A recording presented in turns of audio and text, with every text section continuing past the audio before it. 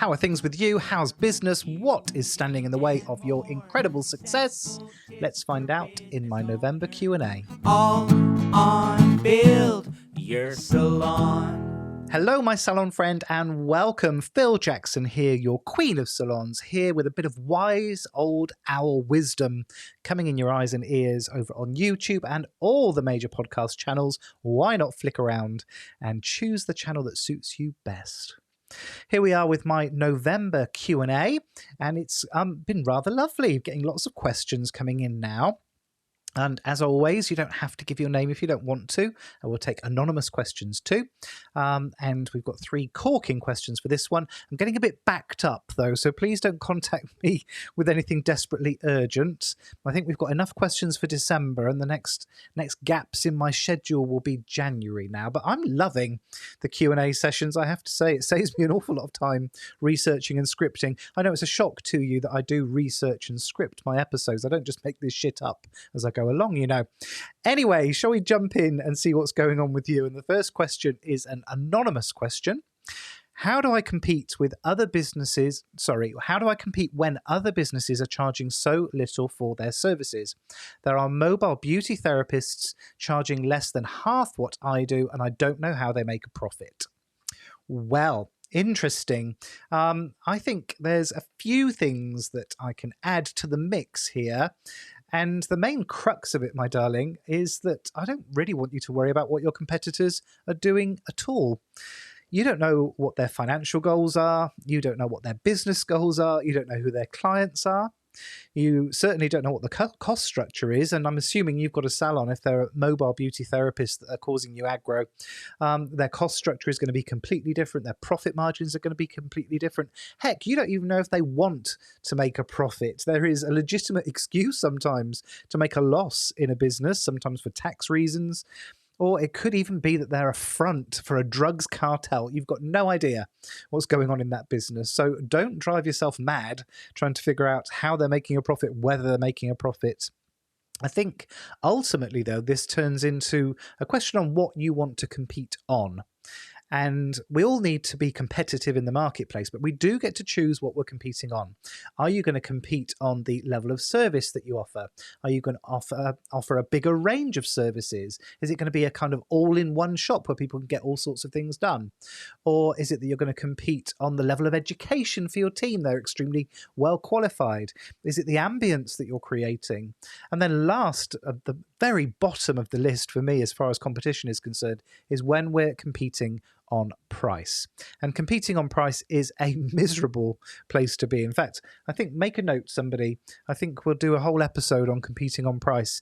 It's just gloomy, having to scratch around to save a few quid on this and a few quid on that. And can we go for a cheaper brand of coffee? Don't you deserve the best for your clients? Don't your clients deserve the best products? Don't they deserve the best experience? Don't your team deserve the best in terms of training and development? All of that costs money. And there's too many salon businesses out there who are trying to build a Bentley and charge for a Ford Fiesta. You just can't do it. It's not a tenable long-term business strategy. We've got to charge properly for what we do. But then if we're competing on something other than price, I'm not saying price is irrelevant, but people aren't coming to you for your prices. Let me explain. Unless you're the cheapest in town, they're not coming to you for your prices. They're coming to you for something else. They like you, or they like the salon, or they like the service that they get, or the results that you give them. And that's great. We emphasize that in our marketing. And stop worrying. There's always going to be somebody who will do a job cheaper. We saw this in my town for years. Cheapest haircut you could get in town was £10. Someone came along, opened a salon, no exaggeration, in the same shopping centre where they were offering haircuts for £9.99. For 1 penny, people would switch allegiance. People that shop on price are not the customers you want to be chasing. They're really not. I had this discussion with an ex-team member of mine. She left us because, one of the reasons that she wanted to leave was she wanted to set up her own business. I've been grandfather to lots of businesses over the years now, and she wanted to service what she called salt-of-the-earth clients, normal people. We're an expensive salon in a very affluent town, and she wanted the salt-of-the-earth clients. I said, good for you, darling, but just bear in mind, salt-of-the-earth clients clients haven't got any money, and you're going to have to work a lot harder to hit your profit margins. So find something else to compete on, something that can set you apart from the competition. Don't worry about mobile therapists that are undercutting you down the road. If your clients are that easily swayed, you don't want them on your books anyway. Hope that's helped a little. Next question, another anonymous one, bear with. This time we're asking about cancellations and no-shows. How do I handle last-minute cancellations and no-shows? Okay, I think that actually it's less about the last minute cancellations and no shows. I think it's more about your booking process and your reminder process. We need to look at the things that we can control. You can't control people not turning up. You can't control people cancelling at the last minute, but we can make it easier for them to move their appointments earlier in that transaction. We can make sure that they're getting plenty of reminders. That's in our control as well. The other thing you've got in your control is that you can charge for an appointment ahead. And I think, was it last week's episode where we were talking about the analogies with airlines? Nobody jumps on board an aeroplane and expects to pay when they get to the destination. Everyone has paid for their ticket up front in full before they set foot on the tarmac. And I think it should be the same in our business too. I think we would have much less in the way of last minute cancellations and last minute no-shows if people had some skin in the game, if they paid. Because by paying, we're positioning that appointment as much more important in their minds. And I think that charging people up front needs to be the way that this industry develops. Yes, you might well have some problems with existing clients switching over to your new way of doing things. I promise it's going to be worth that short-term pain. Yes, you might have problems, particularly this time of year, where people are booking more than one appointment ahead. But just because we're charging 100% up front doesn't mean we need to charge it all in one go. You could charge a booking fee or say 50% at the time of booking and then charge the rest a week or 10 days before the appointment, or even 48 hours when we cut off with your cancellation policy too. So I think charging up front would be a really good, useful exercise for all of us.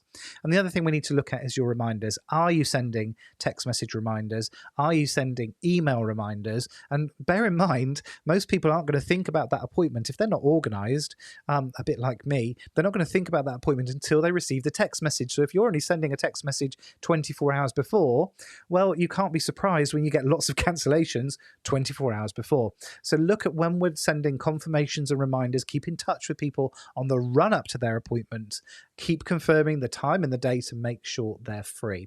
So a few things that I think we could be working on there. I hope that's served you well.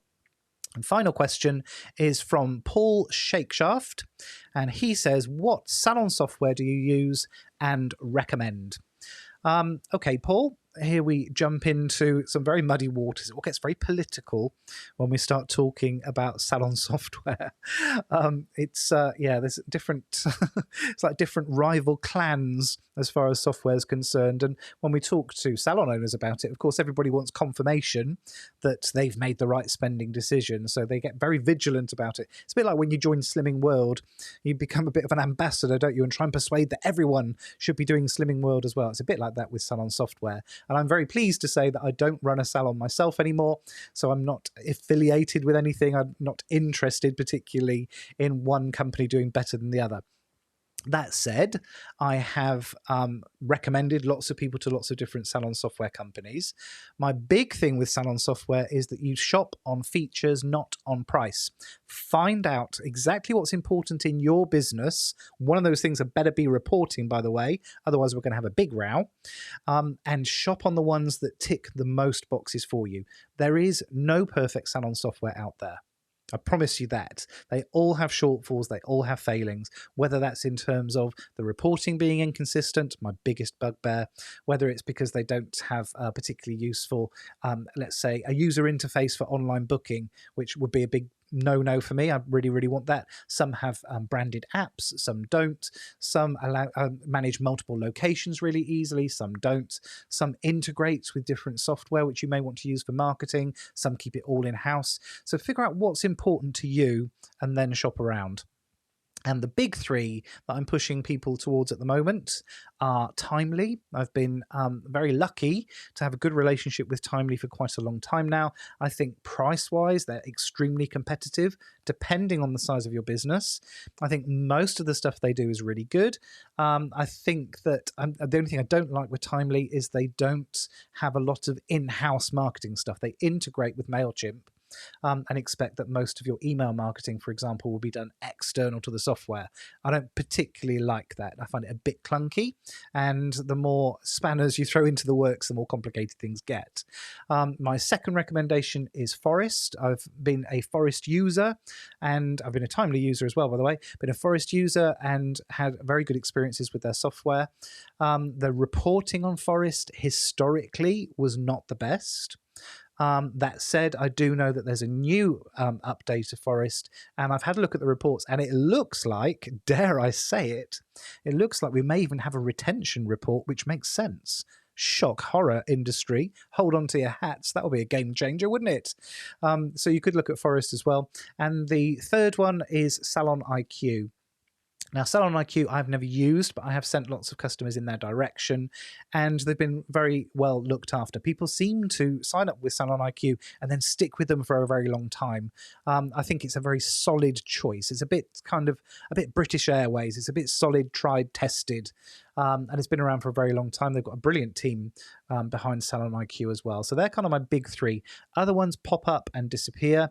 I don't like free Salon software because there's an old adage. I didn't come up with it, but I think it's genius, that if you're not paying for the product, you are the product.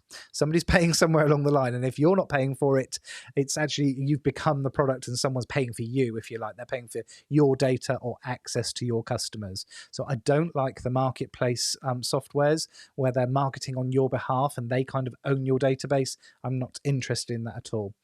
But I do think we need a slight mindset shift as far as Salon software is concerned. Software will let you down occasionally. Sometimes things go wrong. Sometimes things are offline, in the same way as sometimes your card processing doesn't go through properly. And we need to be okay with that. Most of the time, software is great. Most of the time, it's saving us time, saving us effort, saving us money. Have a slightly lighter touch, a bit less bought in to the performance of your Salon software, and just appreciate that sometimes things happen. So I hope that's been useful to you, Paul. Please let me know what you decided in the end. Any more questions, please ping them over. phil@buildyoursalon.com. You know I love hearing about how well you're doing, and I'd love to answer your questions. If not in the December Q&A, then I promise to get to them first thing next year in January. Until we speak again in just 7 short days, take care.